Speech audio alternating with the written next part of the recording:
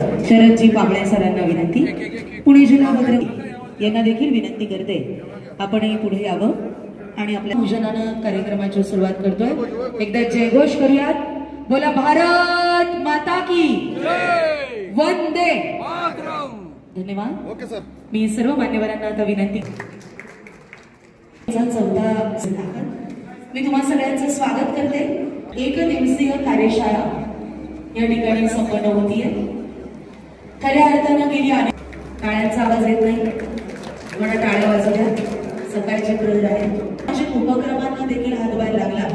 Corona काळात तर त्यांनी केलेले सामाजिक काम, राज्य शासनाने त्यांना दिलेला नामांकित पुरस्कार, आपल्या सगळ्यांना आवडणारं एक हसतमुख मुख असणारं व्यक्तिमत्व, पत्रकारितेबरोबरच तालुक्यातील राजकीय, सामाजिक, शैक्षणिक आणि धार्मिक क्षेत्रात अनेक विषयांवर लिखाण, अनेक विषयांवर संपादन ज्यांनी केलं आणि अर्थातच 1982 पासून सकाळमध्ये पत्रकारितेला ज्यांनी सुरुवात केली, आज ताब्यात गेली अखंड 43 वर्ष सकाळमध्येच जे कार्यरत आहेत, टाळ्यांनी स्वागत करूया ज्येष्ठ पत्रकार DK वळसे पाटील सरांचं। मी त्यांना विनंती करते कार्यक्रमाचं प्रास्ताविक करावं।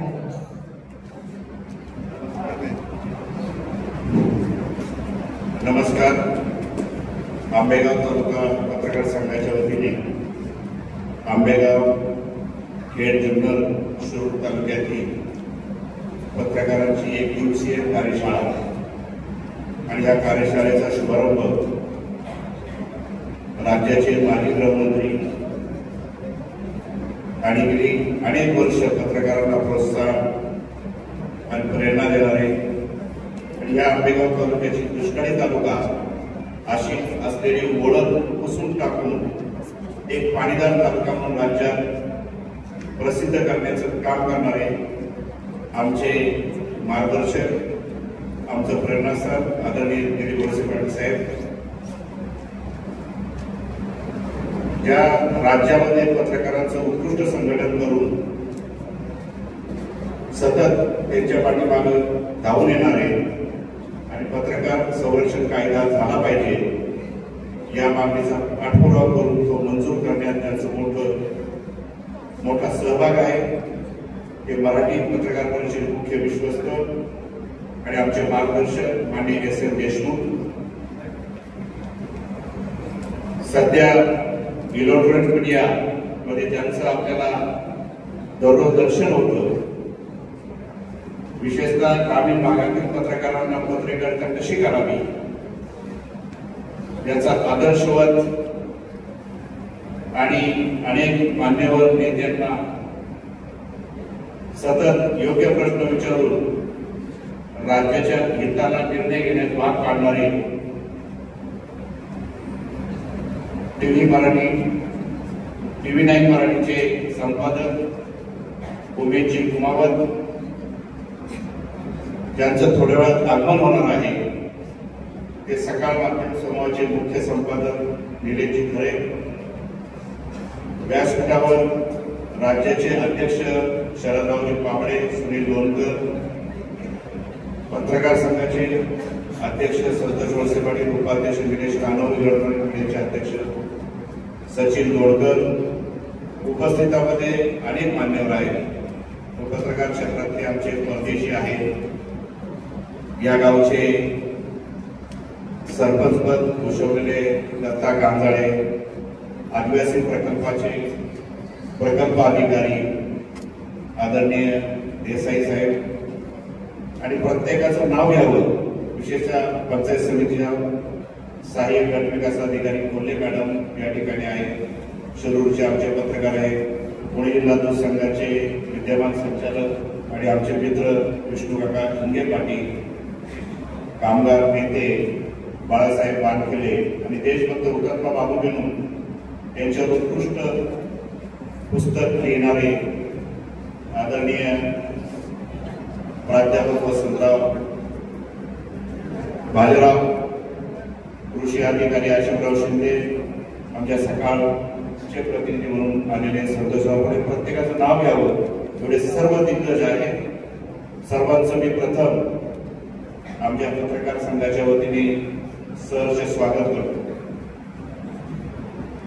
वास्तविक पाहता ग्रामीण भागातील पत्रकारांचं संघटन करणं तसं अवघड आहे, पण हे संघटन गेली 25-30 वर्षापासून आम्ही करतोय आणि हा पत्रकार संघ सतत सर कुमाव साहेबांच्या माहितीसाठी सांगतो, दरवर्षी आम्ही कार्यशाळा घेतो, परंतु कोरोनाचे संकट आल्यापासून हा उपक्रम आमचा बंद झालेला आहे आणि आता तो तुमच्या माध्यमातून सुरू झालेला आहे। यापूर्वी अनेक मान्यवर दिग्गज पत्रकारांनी या ठिकाणी वर्कशॉप घेतलेला आहे। आज पाहता यात्रा आहे, लग्न हा मोठी तारीख आहे, थोडा उपस्थितीवर परिणाम झाला आणि यापूर्वीच्या पत्रकारांच्या कार्यशाळेत आम्हाला जागा अपुरी पडत होती, याचाही मला आवर्जून उल्लेख करावा लागेल। बदलत्या काळानुसार प्रश्न बदलत गेले। स्वातंत्र्यापूर्वी काय होतं, जी साप्ताहिक होती, जी प्रिंट मीडिया होता, तो देशाला स्वातंत्र्य मिळवण्यासाठी त्या चळवळीला योगदान देण्यासाठी होता।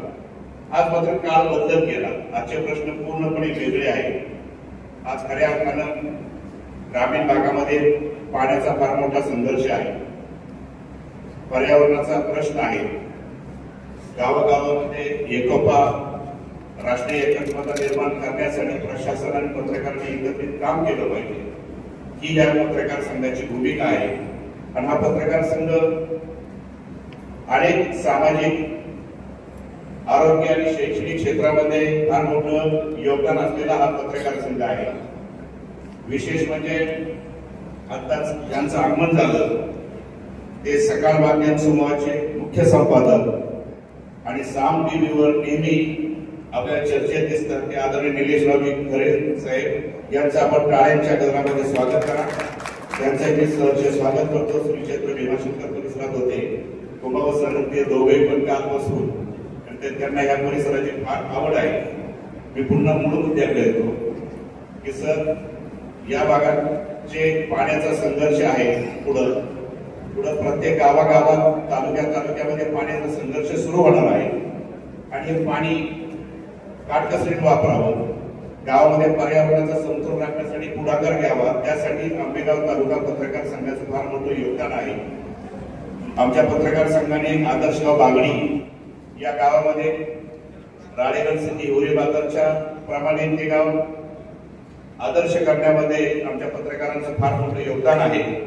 दिवाळीनंतर पहिला टँकर त्या गावात जात होता, त्या गावात फक्त वृद्ध लोक होते आणि पिण्यासाठी कावडीने पाणी घातलं जात होतं, असं भयानक चित्र त्या गावचं होतं। आणि त्या गावाला पत्रकार संघाने पुढाकार घेतला आणि दिलीप वळसे पाटील यांनी स्वतः आणि भीमाशंकर कारखान्याचा ज्याचा आज राष्ट्रीय पुरस्कार मिळाला, त्या कारखान्याचंही त्या गावामध्ये फार मोठं योगदान आहे। त्या गावामध्ये सलग समतल चर केले, बंधारे बांधले आणि आज उन्हाळ्यातही पाणी भरलेलं आहे। जे 35 कुटुंब बाहेरगावी गेली होती ती तर आज जवळजवळ 100-150 मजूर त्या गावामध्ये काम करतात, त्या गावाचं परिवर्तन झालं। वृक्ष लागवड आणि संवर्धनेसाठी साहेबांनी तिथं हटके प्रयोग राबवला। त्या गावामध्ये लग्न झालं का ग्रामपंचायतमध्ये नाव नोंदणी करण्यापूर्वी 2 वृक्ष लावायचे, त्याशिवाय त्याची नाव नोंदणी केली जात नव्हती। 2 झाडं लावली, वर्षा-दीड वर्षांनी बाळ होईल, बाळाची नाव नोंदणी करण्यापूर्वी त्या गावामध्ये त्या कुटुंबाने 1 झाड लावायचं, बाळाचा वाढदिवस, झाडाचा वाढदिवस बरोबर करायचा। तिसरा ठराव घेतला, गावामध्ये हनुमानाचं जागृत मंदिर होतं, कुणी मोटरसायकल घेतली तर ते पुजारी पूजा करत होते, श्रद्धा मना अंधश्रद्धा होता, जर पूजा केली तर अपघात होते अशी त्यांची भावना होती। मग आम्ही त्याचा फायदा घेतला, पुजाऱ्याला ग्रामसभेत बोलवलं, 100 मोटरसायकल घेईल, चाकाप्रमाणे त्यांनी झाड लावायचं, त्याशिवाय पूजा करायची नाही। कार घेतली तर मोटरसायकलचे 2 झाडं, कार घेतली तर 4 झाडं आणि ट्रक घेतली तर 6 झाडं। आणि अशा पद्धतीने गाव एवढं जोरात झालं, पाऊस वाढला सगळ्यात महत्वाचं, आणि गाव दुष्काळ हद्दपार झाला। 4 वर्ष 4-5 वर्षापूर्वी दुष्काळाची परिस्थिती, निमगाव 6 गावाला त्या गावाने टँकरने पाणी दिले, याचा मला आवर्जून उल्लेख करावा लागेल। आणि त्यापेक्षा पुढचं म्हणजे त्या गावाला राज्य शासनाने प्रथम क्रमांकाचा पुरस्कार दिला। पुरस्कार देत असताना विशेष म्हणजे त्याचं जी कमिटी आली होती त्याच्यामध्ये यशदाचे महासंचालक आणि गृह खात्याचे सेवानिवृत्त सचिव आनंद दिमय होते, पोपटराव पवार होते, पोपटराव पवार होते, अण्णा हजारे होते, आणि चौथे म्हणजे बाबा आमटे यांचे चिरंजीव विकास आमटे होते। दिवसभर आले, बरोबर इंटरव्ह्यू घेतला आणि जवळ 70 गावं स्पर्धेत होती। त्या आदर्शगाव बागेला पहिल्या क्रमांकाचा पुरस्कार मिळाला, हे यश पत्रकारांच्या प्रेरणेमुळे झालं, याचं मला आवर्जून उल्लेख करावा लागला। या पुढच्या काळामध्ये प्रामुख्याने पाण्याचा संघर्ष मिटवून पाणी जर पुरेशा प्रमाणात उपलब्ध झालं नाही साहेब तर पूर्वी आपल्याला माहित आहे दुधाची टंचाई होती, सरिता केंद्र होते. तशा प्रकारची परिस्थिती भविष्यात येऊ शकते आणि हे जर संकट टाळायचं असेल तर गावोगावी पाणी जे उपलब्ध पाणी आहे त्याचा काटकसरीने वापर करण्यासाठी ठिबक सिंचन याच्यासाठी पुढाकार घेतला पाहिजे. तर आजच्या परिस्थितीनुसार जमिनीतलं पाणी एवढं खाली चाललेलं आहे. सद्यस्थितीमध्ये आपण जर पाहतो, सद्यस्थितीमध्ये इलेक्ट्रॉनिक मीडिया असेल, आमची वृत्तपत्र असेल, आज काय पाहतोय आपण कलगीतुरेशिवाय काहीच पाहत नाही. संध्याकाळच्या बातम्या पहा किंवा दिवसभरामध्ये वृत्तपत्रामध्ये पहा, त्याच्यावर जास्त फोकस केला जातोय. त्याऐवजी जर यापुढे प्रत्येक गावागावांमध्ये पाण्याच्या प्रश्न असतील किंवा पर्यावरण असेल, जे सामाजिक प्रश्न आहे यासाठी पुढच्या काळात आमचा पत्रकार संघ पुढाकार घेणार आहे. या ठिकाणी खरे साहेब आहे किंवा कुमावत सर आहे, आपण महाराष्ट्रातले नावाजलेले मान्यवर आमची विनंती आहे आपणही या दृष्टिकोनातून सकारात्मक पावलं उचलाल आणि मला विश्वास आहे विशेष म्हणजे दोन्ही मान्यवर हे जे 40 गावचे खेडेगावातून वर आलेले. आताच कुमावत सर आम्ही बोलत होतो, बोलत सर एक आहे मीडियामध्ये किंवा पत्रकारी क्षेत्रामध्ये जर पाहिलं तर ग्रामीण भागातल्या लोकांना यश चांगलं आहे. त्यामुळे समोर बसलेल्यांनो आपणही कुमावत सरांच्या जागेवर भविष्यात जाऊ शकतो. त्यासाठी मेहनत घ्या, चिकाटी घ्या आणि नियमितपणे त्याचा स्टडी करा अशी मी अपेक्षा व्यक्त करतो. बोलण्यासारखं भरपूर आणि खरे सर यांना जेव्हा भेटायला गेलो त्यांचं बिझी शेड्यूल आमची भेट झाली नाही, पण केवळ एक पत्र दिलं आणि 2 दिवसांनी फोन केला. क्षणाचाही विलंब न लावता ग्रामीण भागातील पत्रकारांची शाळा म्हटल्यानंतर एका क्षणात त्यांनी होकार दिला. त्याबद्दल मी सर्वांनी एका काळाच्या गंधामध्ये त्यांचं स्वागत करा. देशमुख देशमुख तर आपले कायमचे कुटुंब प्रमुखच आहे, ते तर बोलतीलच. आणि जाता साहेब एकच विनंती आहे आपल्याला की आमच्या पत्रकार संघाच्या जागेचा प्रस्ताव जिल्हाधिकारी साहेबांकडे आहे. जिल्हाधिकारी साहेब येणार होते, रात्री पण कालपर्यंत आमच्या चर्चेत होते, परंतु काही व्हीआयपीचे दौरे असल्यामुळं दोन्ही मान्यवर येऊ शकले नाही. पण साहेब आम्ही जी जागा मागतोय ती मुलकी पण आहे, गायरान जमीन नाहीये. आणि सगळ्यात महत्वाचं म्हणजे उल्लेख करणार ज्याचा आपण थोडा सत्कार करणार आहे ते म्हणजे ह्या पत्रकार संघाने राज्यात त्याचा पहिला उपक्रम राबवला आहे की जसं माळींची घटना आपल्या डोळ्यासमोर आहे तसं दरड प्रवणग्रस्त गाव आहे तिथे, त्या गावाच्या पुनर्वसनाची जागेची गरज होती. आणि साहेबांच्या कानावर तो विषय गेला, कोण जागा देतय का, कोणीही पुढे आलं नाही. पण आमचा एक पत्रकार संघाचा सदस्य अशोक शेंगाले पुढे उभे आहेत, अशोकराव शेंगाले त्यांनी 2 एकर जागा शासनाला दिलेली आहे. म्हणजे हा उपक्रम महाराष्ट्राचा पहिला आहे. त्यामुळे साहेब मलाही म्हणता येईल हा पत्रकार संघ आहे किंवा तेवढी जागेला तर जागा द्या मला. आणि साहेबांनी त्याच्यावर मनाव घेतलेला आहे आणि वळसे पाटील साहेब लवकरच त्या जागेसाठी प्रयत्न करतील. आणि जेव्हा आम्हाला जागा उपलब्ध होईल त्यावेळेस कुमावत साहेब आणि खरे साहेब तुम्हाला आम्ही बोलवणार आहोत. तुमच्या शुभ हस्ते आणि एस.एम. देशमुख या मान्यवरांच्या हस्ते आम्ही कार्यक्रम करणार आहोत. सतत तुमचं ग्रामीण भागाला जे पाठिंबा मिळतो, प्रेरणा प्रोत्साहन मिळतो, त्याबद्दल मी आपला खूप खूप आभारी आहे. धन्यवाद. आज आंबेगाव तालुका पत्रकार संघाने खरे सरांसारखे आणि कुमावत सरांसारखे पत्रकार बंधू आज आपल्याला मार्गदर्शन म्हणून या ठिकाणी लाभले, ही मोठी गोष्ट आहे. आणि म्हणूनच या सर्वांचं स्वागत करत असताना खऱ्या अर्थानं पत्रकार संघटनेला नेहमी ज्यांचा पाठिंबा असतो आणि कोणतीही बातमी असो ती निष्पक्षपातीपणे ही दाखवली गेली पाहिजे असा ज्यांचा स्वतः हट्टच असतो आणि त्याच माध्यमातून सर्व पत्रकारांना नेहमी बळ देणारे एक व्यक्तिमत्व राज्याचे लाभलेले यशस्वी गृहमंत्री, माननीय लाभलेले सहकार मंत्री म्हणजेच माननीय नामदार दिलीपराव वळसे पाटील साहेबांचं स्वागत आता पत्रकार संघाच्या वतीनं आपण या ठिकाणी करतोय. मी अध्यक्ष संतोषजी वळसे पाटील आणि उपाध्यक्ष निलेशजी कामनं यांना विनंती करते की आपण सर्व आजच्या आयोजकांच्या वतीनं माननीय नामदार दिलीपरावजी वळसे धन्यवाद देऊया आणि त्यांचं स्वागत देखील करूया.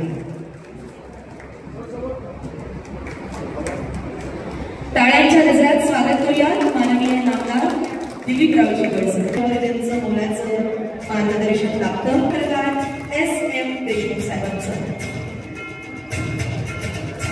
आणि आता विश्वासात्मक पत्रकारिता हे ज्यांच्या कामाचं उद्दिष्ट आहे, म्हणूनच गेली अवघ्या 6 महिन्यात सामला अव्वल स्थानी आपला क्रमांक मिळवून देणारे म्हणजेच निलेशजी खरे यांचं आपण आता या ठिकाणी मुख्य संपादक एबीपी न्यूज मध्ये वरिष्ठ काम पाहिलंय आणि झी न्यूज मध्ये आज तक मध्ये ज्यांचा कामाचा अनुभव आहे असे पत्रकार क्षेत्रातील एक तरुण व्यक्तिमत्व म्हणजे TV9 मराठीचे न्यूज चॅनलचे व्यवस्थापकीय संपादक उमेशजी कुमावत यांचं स्वागत आपण या ठिकाणी करतो. उमेशजी कुमावत सरांचं. तदनंतर दैनिक सकाळमध्ये काम केल्याचे 44वे राष्ट्रीय अध्यक्ष म्हणून ज्यांना या ठिकाणी काम करण्याची संधी ज्यासाठी ज्येष्ठ पत्रकार शरदजी पाबळे यांचं आपण या ठिकाणी स्वागत करतोय. पुणे जिल्हा याचं वेळोवेळी खूप मोलाचं सहकार्य असतं आणि ज्यांच्या माध्यमातून पत्रकार अध्यक्ष आणि गोवर्धन उद्योग समूहाचे सर्वेसर्वा देवेंद्र शेठ शहा आज उपस्थित नाहीये. एक सक्षम आणि एक ज्येष्ठ पत्रकार म्हणजेच आज आपल्याला मार्गदर्शक म्हणून लाभलेले मराठी पत्रकार संघाच्या या मार्गदर्शन शिबिरामध्ये या कार्यक्रमाचा स्वागत अध्यक्ष म्हणून मी सर्वप्रथम आपल्या सगळ्यांमध्ये आपले प्रमुख अतिथी आणि प्रमुख मार्गदर्शक महाराष्ट्रातील एक ज्येष्ठ नेते विचारवंत दिलीप वळसे पाटील साहेब या कार्यक्रमाला उपस्थित असलेले आमचे मित्र साम टीव्हीचे प्रमुख संपादक विजयजी खरे, दुसरे आमचे मित्र TV9चे संपादक उमेशजी कुमावत, मराठी पत्रकार परिषद या 86 वर्षाच्या संस्थेचे मुख्य विश्वस्त शरदजी पाबळे, पुणे जिल्हा पत्रकार संघाचे अध्यक्ष सुनील लोणकर, DK वळसे पाटील, संतोष वळसे पाटील आणि महाराष्ट्राच्या आणि पुणे जिल्ह्याच्या वेगवेगळ्या भागातून येथे उपस्थित असलेल्या सर्व मान्यवरांचं मी स्वागत करतो. या कार्यक्रमामध्ये ज्यांना आपण सन्मानित करणार आहोत अशा सर्व सन्मान मूर्तीचं सत्कार मूर्तीचं मनपूर्वक स्वागत करतो. खरं म्हणजे मागाशी DKनी सांगितलं की कोरोनानंतर आमचं हे शिबिराचा जो उपक्रम होता तो स्थगित झाला होता, पण त्या अगोदर किमान 10 वर्ष अत्यंत नियमितपणे आपण हे सगळे शिबिर घेत होता आणि बहुतेक शिबिरांच्या कार्यक्रमाला मी स्वतः इथे उपस्थित असायचो. एक चांगला उपक्रम महाराष्ट्रामध्ये या निमित्तानं राबवला गेला होता. खरं म्हणजे हल्ली पत्रकारांना शिकण्याची तयारी नसते आणि हल्ली तर त्या व्हॉट्सअप विद्यापीठातून आपण आलेल्या बातम्या फक्त फॉरवर्ड करत असतो. अशा परिस्थितीमध्ये पत्रकारांनी शिकलं पाहिजे, पत्रकारांना प्रशिक्षण दिलं पाहिजे अशी विचार, अशी सूचना, अशी कल्पना आपल्याला आली आणि आपण हा उपक्रम आपल्या काळातला जर खंड सोडला तर सातत्यानं सुरू ठेवलेला आहे. ही खरोखर मला वाटतं कौतुकाची आणि आनंदाची गोष्ट आहे. असे शिबिर पूर्वी मराठी पत्रकार परिषदेच्या वतीनं आम्ही विभागावर घ्यायचो, परंतु मी मगाशी सांगितल्याप्रमाणे की आपल्याला काहीतरी शिकलं पाहिजे, पुढे नवीन विचार आत्मसात केले पाहिजे. ही मानसिकता आता फारशी राहिली नाही, त्यामुळे त्याला मिळतात प्रतिसाद लक्षात घेऊन आम्हाला देखील शिबिर बंद करावं लागेल. परंतु आनंदाची गोष्ट अशी आहे की आपल्याला दरवर्षी इथे चांगल्या पद्धतीची उपस्थिती असते. आज आपण सांगितली की अडचणी आहेत आणि वेगवेगळ्या कारणांमुळे उपस्थिती कमी आहे, पण हरकत नाही.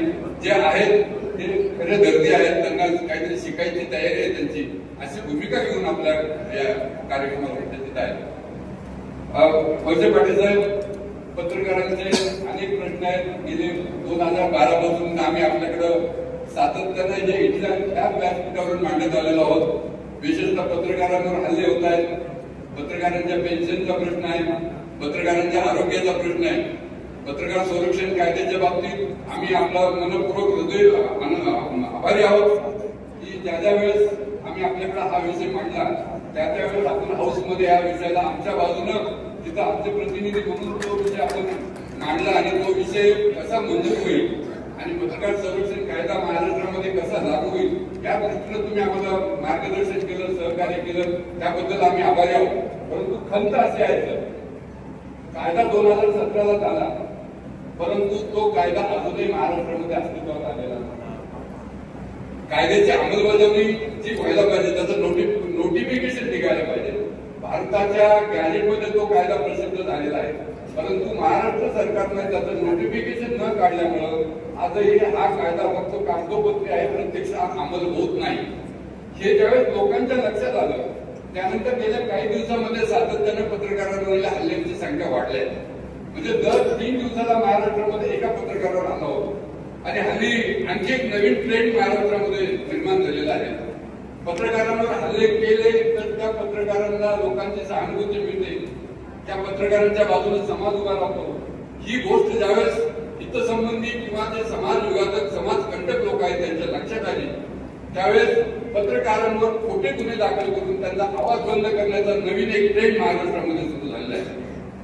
आमचे मित्र तुषार खरात यांच्या विरोधामध्ये हल्ली गेल्या काही दिवसापूर्वी वेगवेगळ्या कलमाखाली गुन्हे दाखल आहेत. खंडणीचा गुन्हा, विनयभंगाचा गुन्हा आणि अशा पद्धतीचे 3-4 वेगवेगळे अॅट्रॉसिटीचा गुन्हा असे एकाच दिवशी 3 गुन्हे दाखल झालेले आहेत. आणि असे तुषार खरात एक उदाहरण आहे.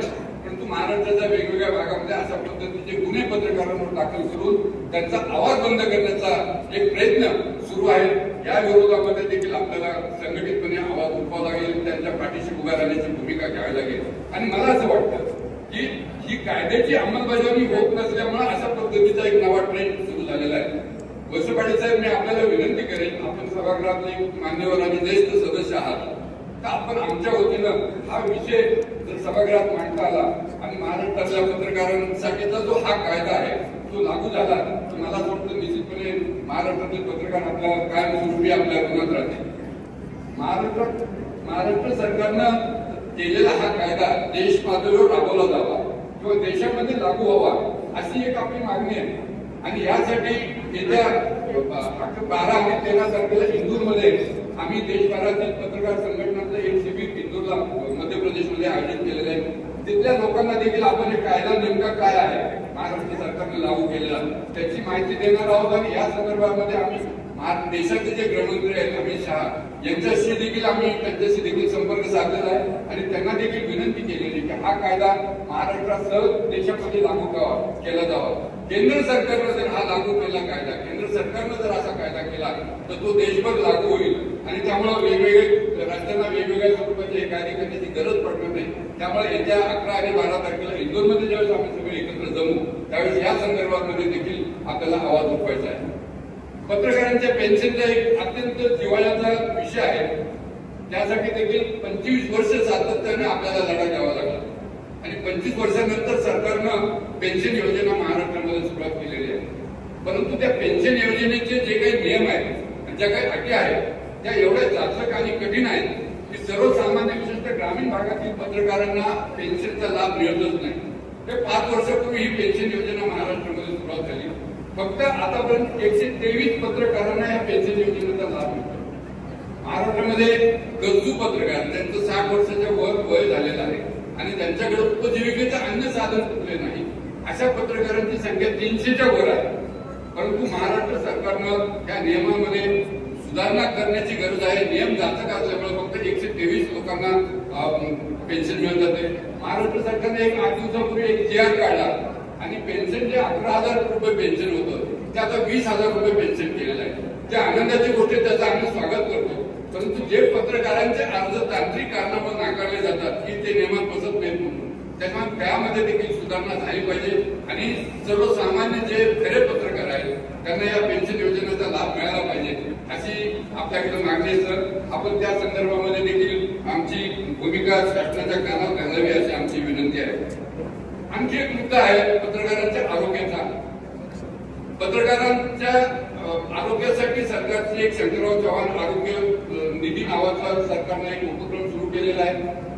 जे आजारी पत्रकार आहेत त्यांना सरकार 2 लाखापर्यंतची मदत देतात. परंतु ही मदत कोणाला मिळते? ज्यांच्याकडे अधिस्वीकृती आहे म्हणजे रेकग्नेशन कार्ड आहे ज्यांच्याकडे अशा पत्रकारांना त्या आरोग्य योजनेचा लाभ मिळतो. आणि महाराष्ट्रामध्ये अधिस्वीकृतीची पत्रिका असणारे केवळ 3.5% लोक आहेत. म्हणजे महाराष्ट्रात आपण जर पत्रकारांची संख्या 30,000 आहे असं गृहीत धरलं तर केवळ 3,000 लोकांकडे म्हणजे 10% लोकांकडे देखील अधिस्वीकृती नाही. त्यामुळे ह्या योजनेचा लाभ सर्वसामान्य आणि गरजू पत्रकारांना मिळत नाही.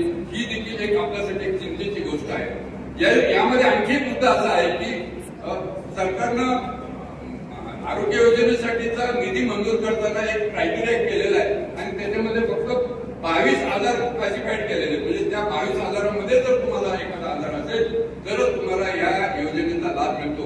परंतु आजार कुठला आजार व्हावा हे काही आपल्या हातात नाही आणि म्हणून आमच्या सरकारला कडक मागणी आहे की आजारांची संख्या देखील वाढवली पाहिजे आणि जी योजना अधिस्वीकृती कार्डाशी लिंकअप केलेली आहे त्या अधिस्वीकृती कार्डाशी लिंकअप केलेली ही जी व्यवस्था आहे ती दूर केली पाहिजे आणि सर्वसामान्य पत्रकारांना हा अधिस्वीकृती या आरोग्य योजनेचा लाभ मिळाला पाहिजे अशी आपल्याकडे आम्ही विनंती करतो आहोत. पत्रकार भवनाचा ठीक आपण त्यांचा उल्लेख केलेला आहे. महाराष्ट्रामध्ये पूर्वी 1991 अंतुले साहेब असतानाचा एक इतिहास आहे की महाराष्ट्रामध्ये सगळ्या जिल्ह्याच्या ठिकाणी अगोदर हे पत्रकार भवन झाले पाहिजे असे हे योजना आहे. त्यासाठी सरकार जागा आणि निधी उपलब्ध करून देत होतं. परंतु अलीकडे पत्रकारांची संख्या वाढते आणि तालुका पातळीवर देखील पत्रकार संघ झालेले आहेत. तर महाराष्ट्रामध्ये आतापर्यंत 40 तालुका पत्रकार संघामध्ये 40 तालुक्यांमध्ये पत्रकार भवनच्या इमारती उभी राहिलेल्या आहेत.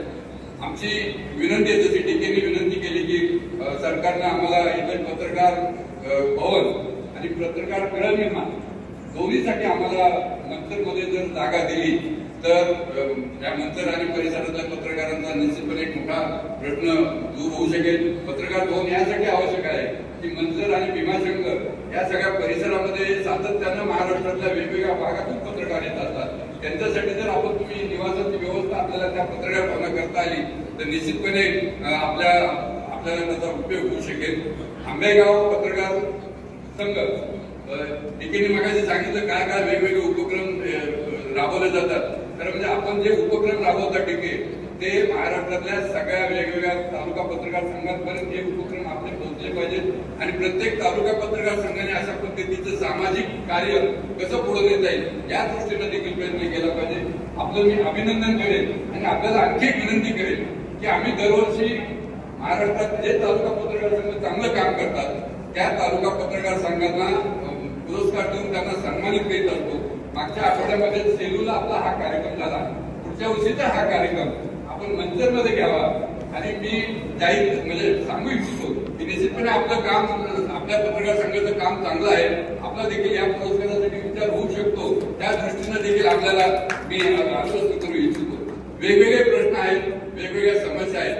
आपल्याला टीव्हीचे जे काही प्रश्न आहेत टीव्हीच्या संदर्भामध्ये आपण सातत्याने चर्चा करत असतो की ज्या गरजेच्या नाहीत अशा बातम्या दाखवल्या जातात किंवा लोकांचे प्रश्न टीव्हीवर येत नाहीत. म्हणजे पाण्याचे प्रश्न असतील, रोजगाराचे प्रश्न असतील, महागाईचे प्रश्न असतील, ह्या सगळ्या समाजाच्या हिताच्या विषयाकडे दुर्लक्ष होतं. त्याच्यात नेमक्या काय अडचणी आहेत ते कुमावत आणि निलेशकडे आपल्याला चांगल्या पद्धतीने सांगू शकतील. आपण घरामध्ये टीव्ही ऑन करतो आणि चर्चा करत राहतो की हे चुकीचं दाखवलं जाते, ते बरोबर नाही किंवा आमचे प्रश्न कुठे दिसतच नाही. म्हणजे क्राईम असेल किंवा ज्या नको असणाऱ्या बातम्या आपल्याला लादल्या जातात. तर हे नेमकं का होत आहे आणि त्याच्या मागची काय टीव्ही चालकांची आणि संपादकांची भूमिका असू शकते ते सगळं आपल्याला आजच्या या दिवसभराच्या शिबिरामध्ये ऐकायचे. दुपारच्या सत्रामध्ये देखील सम्राट फडणवीस आणि त्यांची देखील आपल्याला भूमिका जाणून घ्यायचे. वेगवेगळ्या विषयावर आपल्याला आज मंथन करायचंय. या सगळ्या कार्यक्रमाला आपण आलात, आमच्या विनंतीला मान देऊन आपण इथे उपस्थित आलात त्याबद्दल आपल्या सगळ्यांचं वळसे पाटील साहेबांचं आम्हाला नेहमीच मार्गदर्शन सहकार्य लाभत असतं. ते देखील आज त्यांचा एक कार्यक्रम असताना देखील तो कार्यक्रम न जाता या कार्यक्रमाला ते उपस्थित राहिले. मी त्यांचंही आभार मानतो, त्यांचंही स्वागत करतो, आपल्या सगळ्यांचं स्वागत करतो आणि त्यांना आज आपण इथे सन्मानित करणार आहोत. त्या सगळ्या मान्यवरांचं मी अभिनंदन करतो आणि त्यांच्या पुढच्या कार्यासाठी मी शुभेच्छा देतो आणि इथे थांबतो. जय हिंद. माझे लोकप्रिय आमदार आदरणीय पोपटरावजी गावडे साहेब या ठिकाणी मंचावरती उपस्थित झाले. त्यांचं स्वागत मी अध्यक्ष संतोषभाऊ वळसे पाटील यांना विनंती करते आणि सचिनजी तोडकर यांना की आपण आपल्या मोकाशी असतील तसेच आदर्श शिक्षिका मीना संतोष वळसे पाटील, निर्मलाताई अशोकराव वळसे, प्रतिनिधी म्हणून अर्चनाताई कोल्हे मॅडम, राजेंद्रजी रत्नपारखी, ज्योतिताई थोरात, राष्ट्रवादी काँग्रेसच्या महिलांच्या उपाध्यक्षा तसेच हॉटेल मयूर उद्योग समूहाचे पप्पू शेठ थोरात, या संपूर्ण विभागाचे कर्तव्यदक्ष पोलीस अधिकारी तसेच किरणजी भालेकर म्हणजेच केपीआर साहेब उपस्थित झाले. विठ्ठल शेठ जोडगे उद्योजक, शिवाजीराव जोडगे, अनिलजी कोकणे, गणपतराव जोडगे, घेऊ तितकी नावं कमी आहेत. मी आलेल्या सगळ्यांचंच आंबेगाव तालुका संघटनेच्या वतीनं मनापासून स्वागत करते आणि जागेवर जाऊन सगळ्यांना पुष्प या ठिकाणी देण्याची विनंती. मी गोष्ट करायची म्हटली की त्यासाठी पाठपुरावा लागतो, पण चांगल्या कामासाठी हात मात्र फार कमी पुढे येतात. एक हात पत्रकार बंधूंपैकी असा पुढे आला की ज्यांनी खऱ्या अर्थानं एक मौलिक योगदान दिलं, म्हणून आम्ही आमचं कर्तव्य समजतो की त्यांचा एक सामूहिक सत्कार आज या ठिकाणी व्हावा. अशोक बबनराव शेकाळे यांना मी मंचावरती निमंत्रित करते. पुणे जिल्ह्यातील गट नंबर 25 मधील क्षेत्र 70 गुंठे जमीन ही दरडसाठी स्वतः मोफत त्यांनी दिली आहे आणि त्या ठिकाणी 15 घरकुलांचा प्रस्ताव सादर करून त्याची मंजुरी पंचायत समिती आणि जिल्हा परिषद शहरी योजनेतून घेऊन ती घरे गतवर्षी पूर्ण करून 15 कुटुंबांना सुरक्षित ठिकाणी स्थलांतरित केले. स्वतःची 70 गुंठे जागा ही गावासाठी देणार आणि शासनासाठी पत्रकार अशोक बबनराव शेकाळे यांनी ही जागा मोफत देऊन पुनर्रचनेचं काम पूर्ण केलंय. त्या ठिकाणी अंतर्गत रस्ते, जिल्हा परिषद शाळा, अंगणवाडी व समाज मंदिर यांना जागा राखीव ठेवून 15 घरकुल सुसज्ज अवस्थेत बांधले. दैनिक पुढारीमध्ये 2006 पासून आजपर्यंत भीमाशंकर येथे ते काम करतायत. याचबरोबर सामाजिक क्षेत्रामध्ये सुद्धा ते काम करतायत. ग्रामपंचायत कृषी अंतर्गत असणाऱ्या 6 गावांच्या ग्रामपंचायतींच्या माध्यमातून विविध योजना राबवणे, शासनाच्या योजनेची ग्रामपंचायत आणि गाव स्तरावर नियोजन करणं आणि सक्षम बॉडी तयार करणं अशा विविध गावातून जांभोरी या ठिकाणी अध्यक्ष म्हणून ते काम करतायत. आपल्याला आणि आता यानंतर समोर ज्यांचा पेटोडे फूड्स ऑफ प्रायव्हेट लिमिटेडचे संचालक हर्षलजी मोरडे यांचे प्रतिनिधी म्हणून आज उपस्थित आहेत संदीपजी एरंडे यांना मी मंचावरती निमंत्रित करते आणि साहेबांपासून मंचावरच्या सर्वच मान्यवरांना विनंती करते की आपण या प्रत्येक सत्कार मूर्तींचं कौतुक करावं. त्यांचं गुण तुम्हाला आज जागतिक दर्जा मिळवण्याचं खऱ्या अर्थानं काम करताना 150हून अधिक चॉकलेटचे प्रकार आज मार्केटमध्ये आहेत. नैतिक पुरा यांना मी मंचावरती निमंत्रित करते. बीकॉम पर्यंत आपलं शिक्षण पूर्ण केल्याने गावातून सुरुवात केली. विद्यार्थी राष्ट्रवादी काँग्रेसचं सरचिटणीस आणि त्यानंतर अनेक संस्थांवर कार्यरत झाल्यानंतर सध्याचे कृषी उत्पन्न बाजार समितीचे तरुण तडफदार सभापती म्हणून आपलं पद सक्षमपणे भूषवत आहे. एकनिष्ठता टाळ्यांच्या गजरात आपण त्यांचं अभिनंदन करूया. यानंतर उदय ढगे अत्यंत प्रतिकूल परिस्थितीत त्यांनी शिक्षण पूर्ण केलं. प्रशासकीय सेवेत येण्याचा त्यांनी निर्णय घेतला आणि स्पर्धा परीक्षेत यश मिळवून PSI पदी त्यांची निवड झाली. मात्र त्यावरच समाधान महसूल आणि वन विभागात विशेष कार्यकारी अधिकारी म्हणून नाव लौकिक मिळवणारे उदय कार्यकारी अभियंता कुकडी पाटबंधारे विभाग साकोरे या आंबेगाव तालुक्यातल्या गावातलं छोट्याशा गावातले हे कुटुंब आणि त्यातले सुपुत्र म्हणजे प्रशांत. महाराष्ट्र शासनाचा उत्तम अभियंता म्हणून ज्यांना पुरस्कार मिळालाय आणि अनेक ठिकाणी ज्यांना गौरवण्यात आलाय. सातारा जिल्ह्यातील दुष्काळी भागात सुद्धा पाणी मिळवण्याचं महत्वपूर्ण कार्य सरपंच म्हणून त्यांची ओळख, शिवसेनेचा ठाण्या वाघ म्हणून त्यांची ओळख आणि अनेक विविध कार्य विकास कामं मार्गी लावण्यासाठी त्यांचा मोलाचा वाटा. सर्वसामान्य जनता, शेतकरी, कष्टकरी आणि मजूर यांच्यासाठी दत्ताभाऊ गांजाडे यांचं. यानंतर पांडुरंगजी निगोड साहेब पोलीस उपनिरीक्षक, राष्ट्रपती पोलीस पदकानं विशेष सन्मानित करण्यात आलं. आतापर्यंत दलात भरती करण्याचा मोठा प्रदीर्घ अनुभव आहे. टाळ्यांनी आपण त्यांचं अभिनंदन करूया. पांडुरंगजी निगोड साहेब. यानंतर कोरोना काळ, गरजूंना मदत, रुग्णवाहिकेचा पाठपुरावा, तालुक्याचं मंचरचं हसरं व्यक्तिमत्व, टाळ्यांनी अभिनंदन करूया अजय शेठ फुले यांचं. यानंतर भरत शेठ बोर, काळ पद्मविभूषण, परमपूज्य श्री श्री रविशंकर असे अनेक कामांमध्ये ज्यांचा हातखंडा आहे. 200हून अधिक जोडप्यांना ज्यांनी मोफत विवाह ज्यांचा लावून दिलाय आणि गावातील अनेक क्षेत्रात ज्यांचं काळ भैरवनाथ सहकारी पतसंस्थेच्या माध्यमातून मोठं काम आहे. टाळ्यांनी अभिनंदन करूया भरत शेठ भोर यांचं. ज्यांनी काम पाहिलं, कुठली अडचण असो किंवा समस्या, समाजातील सगळ्या घटकांना शासकीय दाखले काढून देणं, आरोग्य शिबिर आयोजित करणं, मोफत यात्रा भरवणं आणि पोहोचवणं. टाळ्यांनी अभिनंदन करूया संजय शेठ थोरात यांचं. यानंतर जया शेठ, गिरीश शेठ सबदाडिया यांना आपण पुरस्कार देतोय. ते रात्री 10 वाजेपर्यंत अभ्यास शिकवण्याचं काम करतात. याचे GPS फोटो आहेत आणि नंतर या सगळ्यांमधून ज्यांनी आपल्या कामाला हातभार लावला आज हे पाटील यांना आपण सन्मानित करतोय. काकांना मंचावरती येण्याची विनंती. साहेबांच्या अंतर्गत एक विश्वासू सहकारी म्हणून या ठिकाणी केलं पक्षवाढीसाठी असे काका ज्यांच्यासाठी एका जोरदार टाळ्या आणि टाळ्या वाजवून त्यांचं होणारं अभिनंदन. अशा पद्धतीने सगळ्यांचं त्यांचं मनोगत आपण या ठिकाणी ऐकण्यासाठी उत्सुक आहोत. म्हणजेच आज मंचावरती उपस्थित असणारे TV9 मराठी न्यूज चॅनलचे व्यवस्थापकीय संपादक ठग गया में साला या नावानं ज्यांचं रॅप गाणं संपूर्ण महाराष्ट्रात प्रसिद्ध आहे, एक तरुण पत्रकार म्हणून ज्यांना आपण पाहतो, टाळ्यांनी स्वागत करूया उमेशजी कुमावत यांचं.